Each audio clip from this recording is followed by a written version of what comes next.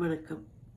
வாழ்க்கையில் சில நேரங்களில் எங்களை வாழ்க்கை ஒரு மூலையில் கொண்டு போய் நிறுத்து மூச்சு திணற வைக்கும்.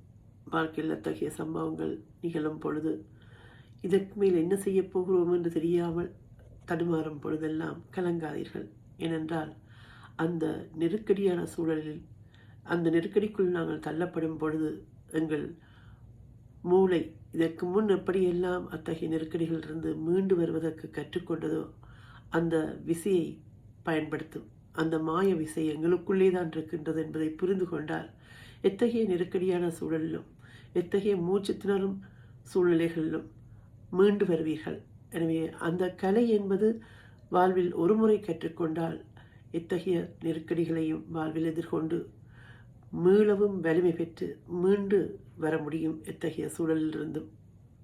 நன்றி, வணக்கம்.